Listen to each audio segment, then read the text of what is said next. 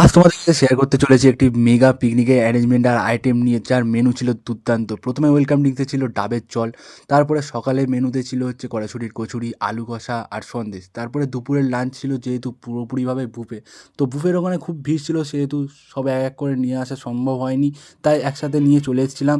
প্রথমে ছিল পাতুরি, পাতুরি দিয়ে শুরু করেছিলাম। পাতুরি মাছটা ফ্রেশ ছিল, আর ফিশ ফ্রাইয়ের মাছটাও পুরোপুরিভাবে ভেটকি মাছ ছিল, দারুণ ছিল ফ্রেশ মাছ। দই কালদার মাছটাও ফ্রেশ ছিল। ফার্স্টে ডাল আর মিক্স ভেজটা দেখানো হয়নি, তারপরে কাউন্টার থেকে নিয়ে চলে আসি চিংড়ি মাছের মালাইকারি, যেটা দুর্দান্ত খেতে ছিল, আর চিংড়ি মাছের সাইজগুলো ভালো ছিল। তারপরে চলে আসে শো স্টপার, আমাদের মটন কষা, সবার পছন্দের, সবার সেরা জিনিস। মটনটা দারুণ সফট ছিল, দারুণ খেতে হয়েছিল। তারপরে চলে আসে চাটনি, পাঁপড়, মিষ্টি। তো এইভাবে শেষ হয় খাবার দাবার। লাস্টে ছিল কোল্ড ড্রিঙ্কস, দই আর আইসক্রিম। তো সব মিলিয়ে দুর্দান্ত একটি দিন। জায়গাটা কেউ চিনে থাকলে কমেন্ট করো, আর কেমন লাগলো ভিডিওটা জানিও। বাই।